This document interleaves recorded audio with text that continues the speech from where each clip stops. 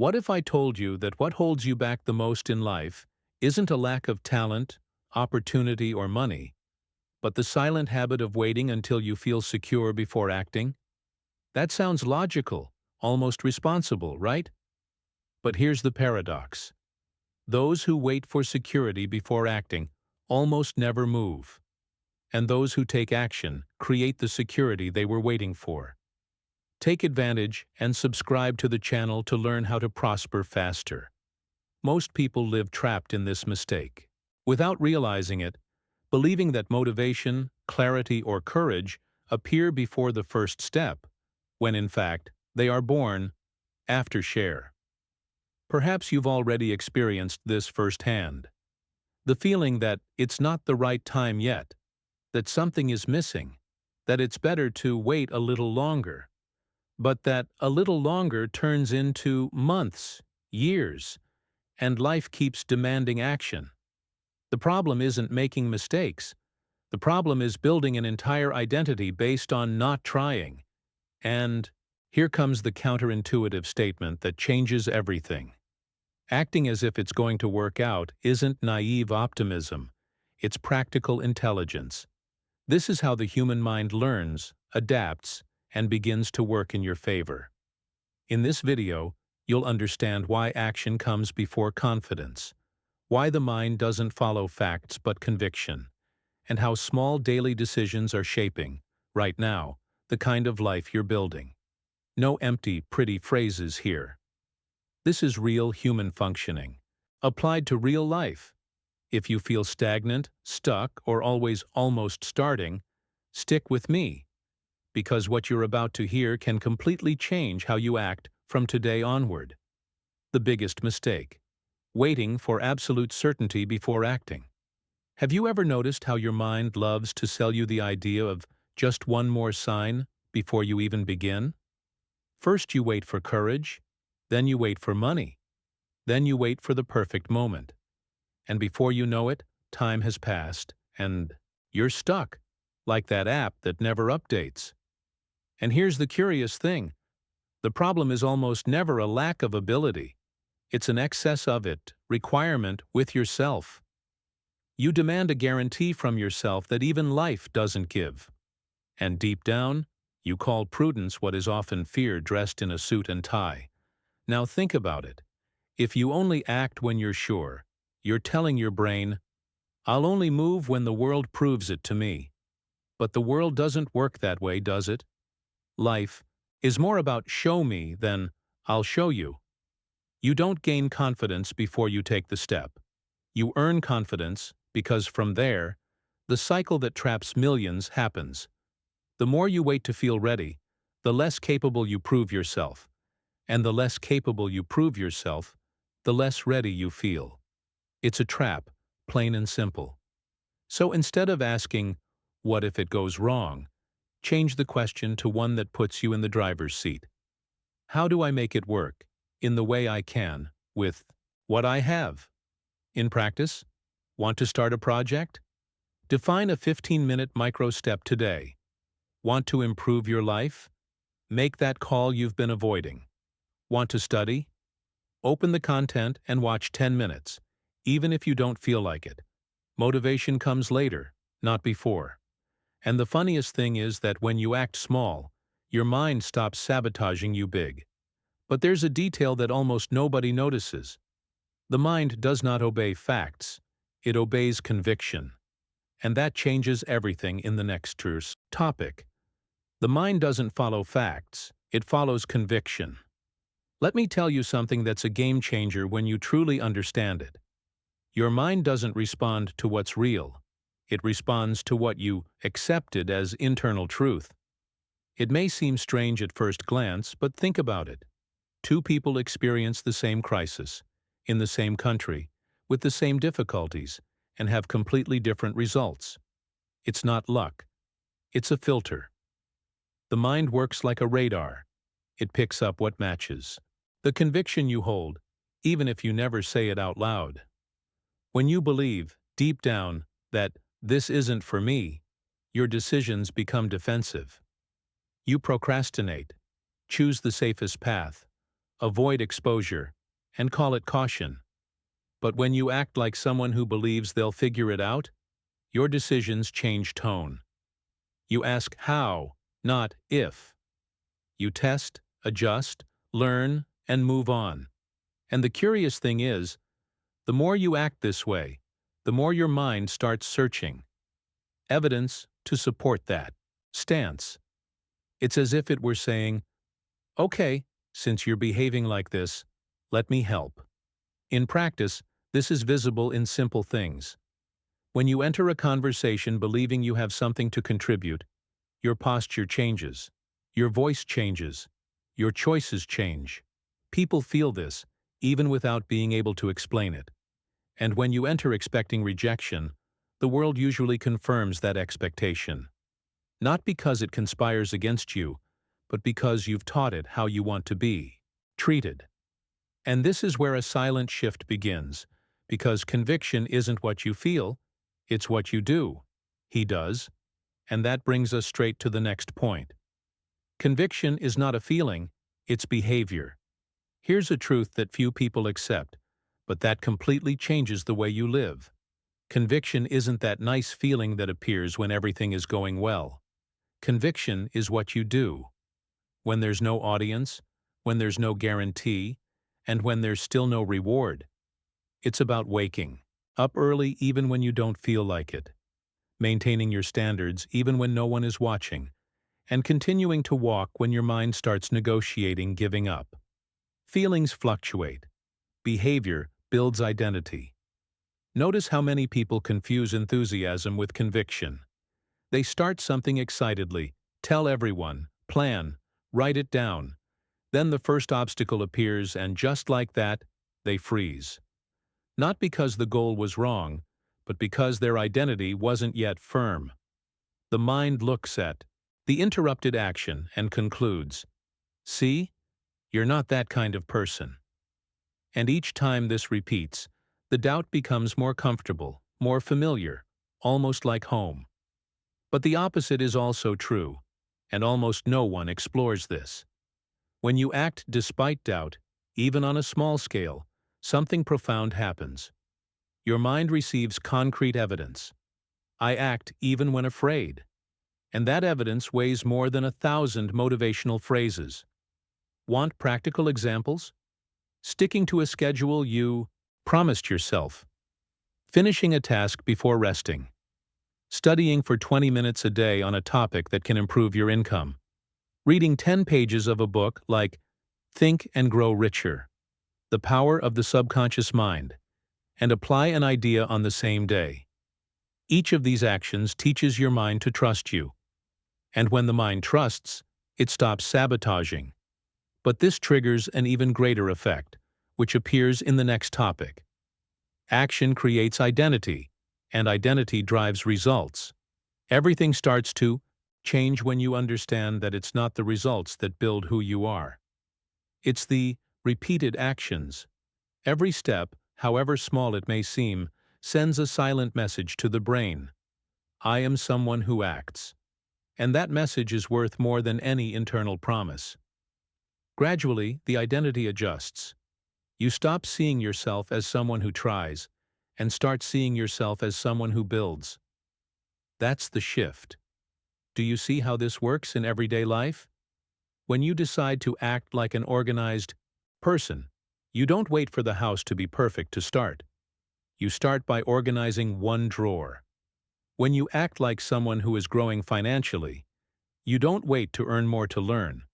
You study now, write down expenses, make a difficult phone call. Learn about a simple asset. It could be reading Rich Dad, Poor Dad to change the perspective on money, or The Richest Man in Babylon to learn basic principles. Identity changes first, money follows later. And here's the subtle point. The world reacts to the identity you silently uphold. People start listening to you more attentively. Opportunities appear with less resistance. Decisions become more strategic and less defensive.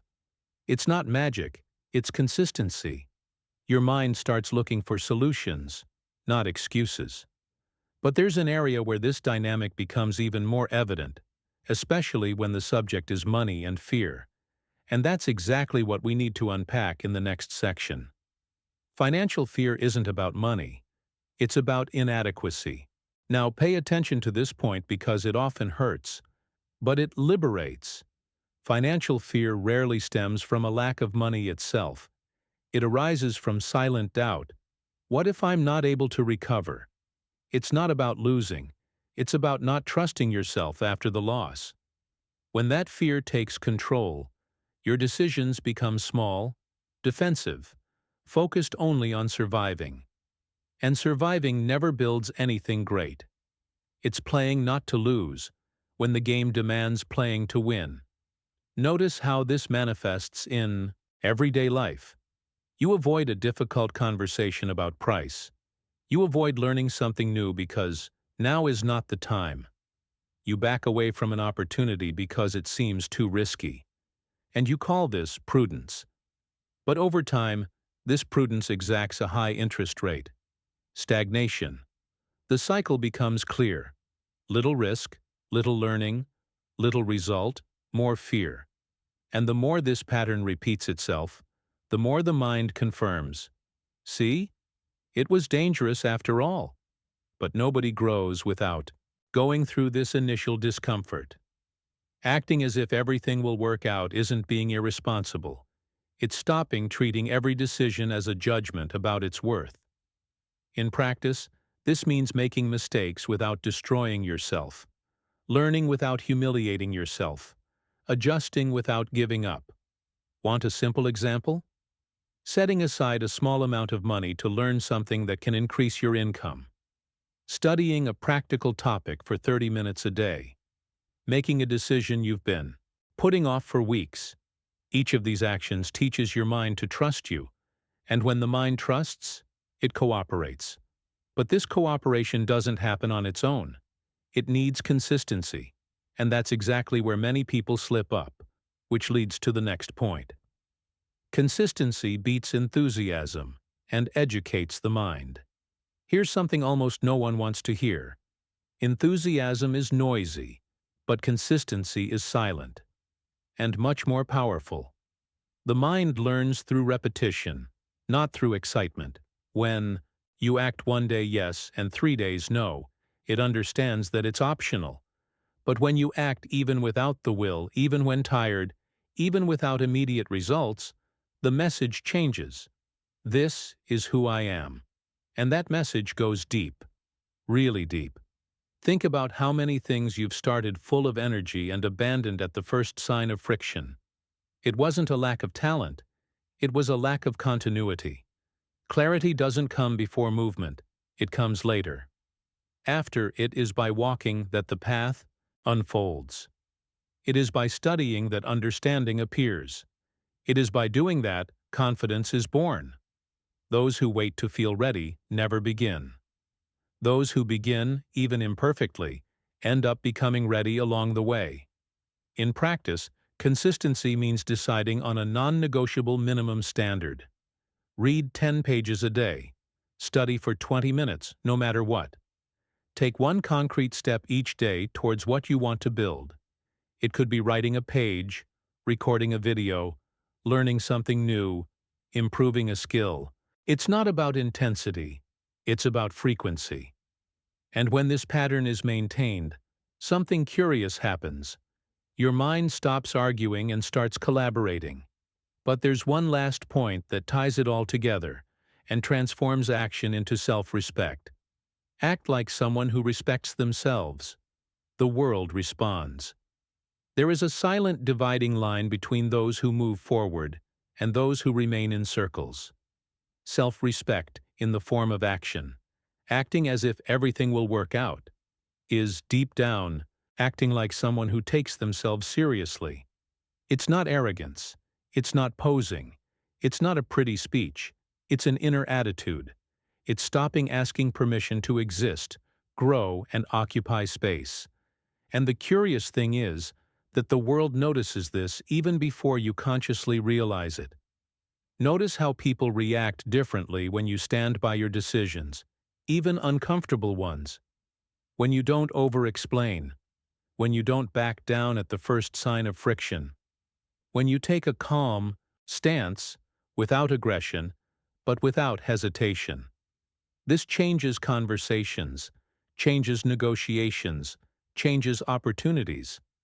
Not because you've become superior, but because you've started behaving like someone who expects to be treated seriously. The world quickly learns how to deal with you. And here's a delicate point. Every time you accept less than your worth, every time you diminish yourself to avoid conflict, every time you postpone what you know needs to be done, you're training the world to give you crumbs, not out of malice, but out of consistency. Life responds to behavior, not intention. And when you change your behavior, even before any external proof, reality begins to reorganize itself around that. But sustaining this posture requires something even deeper. Something that defines who continues when no one is applauding. And that's what appears in the next topic. The silent decision that changes everything. There comes a point when nothing external changes, but something internal decides. It's not an announcement, it's not a loud promise, it's not an inspirational post, it's a silent decision. I'm no longer going to act like someone who doubts themselves. This decision doesn't make a sound, but it completely changes the way you walk, talk, choose, and react. And little by little, the world begins to respond to this new frequency, even without knowing why. Notice how this shows up in the details? You stop constantly seeking validation. You stop over-explaining your plans. You stop negotiating with your own procrastination. Instead, you act. Not because you're absolutely certain, but because you trust that you'll adapt along the way. And this practical, not emotional, confidence is what differentiates those who build from those who merely consume beautiful ideas. The mind believes in what you do, not in what you promise. In practice, this decision emerges when you get up and take the next possible step, even a small one. When you don't wait for the ideal scenario. When you understand that security is not a prerequisite for action, it is a result. Each movement reinforces internally, I can handle this. And when this message is repeated, the mind stops sabotaging itself and begins to cooperate. This is where the improbable begins to seem possible. And this opens up space for something even greater, which connects everything you've heard so far. When the mind cooperates, the impossible loses its power. There's an almost invisible point where everything starts to unlock, when your mind stops fighting against you. Until then, every decision seemed burdensome. Every step was accompanied by doubt. Every mistake sounded like proof of inadequacy. But when you repeatedly act like someone who trusts in their own adaptation, something changes inside. The mind understands the message. Okay, he's not running away. And from then on, it starts looking for solutions instead of excuses. Notice how this changes your perception of the world. What once seemed like a blockage becomes an adjustment. What seemed like failure becomes learning. What seemed impossible becomes merely improbable. And the improbable, when you persist, usually yields. Not because the universe has become more generous, but because you've stopped wasting energy defending yourself against fear. Your attention becomes clearer, your choices more strategic, your emotions more stable. You're no longer fighting yourself.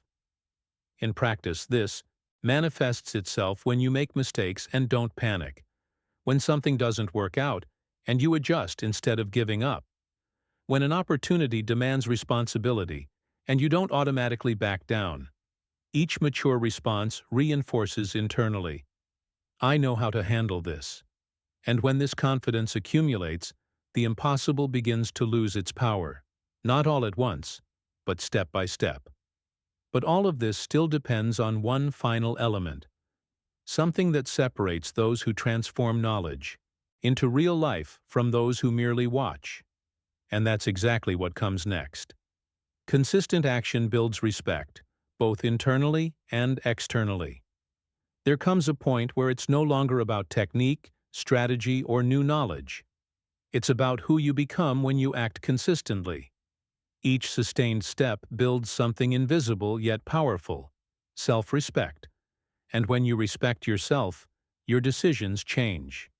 You stop choosing what's comfortable and start choosing what's consistent with who you want to be. This doesn't make a sound, but it changes everything. Notice how, over time, the way you are treated begins to reflect this movement. People start to trust you more, listen more, take you more seriously, not because you asked for it, but because your behavior has repeatedly communicated it.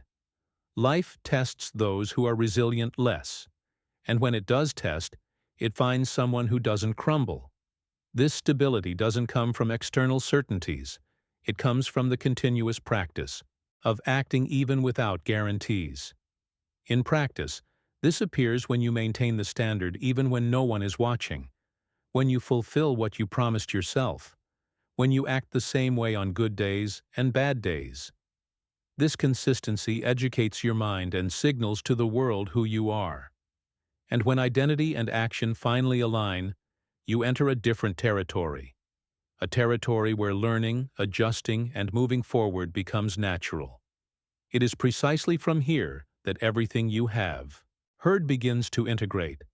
And now it makes sense to prepare the ground for the introduction that ties it all together from the beginning. Now let me ask you some direct questions, the kind that don't require an open-mouthed answer, but demand honesty.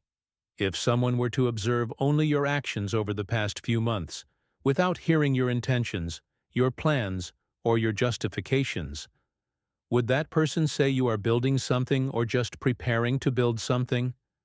Would they say you trust yourself, or that you are still waiting for permission, validation, or an ideal scenario that may never arrive? Everything you've heard so far converges on one simple yet powerful point. Action is not a consequence of trust. Action is its source. Every step you take, even a small one, is teaching your mind to trust you. Every step you avoid is reinforcing doubt. So the question that really matters now isn't, what if it goes wrong, but rather, what is the next move I can make today, even though I'm afraid, even though I'm not sure? Not tomorrow, not when everything is aligned. Today. And here's the final invitation. Choose just one thing, small, concrete, real, and act like someone who believes they'll find a way. Observe what changes in you. Observe how your mind responds. Observe how the world begins to react differently when you stop hiding behind waiting. Because in the end, life doesn't reward those who understand. It rewards those who practice. If this content resonated with you, if at any point it felt like it was speaking directly to your story, then don't let it die here. Subscribe to the channel, turn on notifications, and keep walking with us. Each video is another step in this inner journey that no one can take away from you. Now tell me, what action will you take today?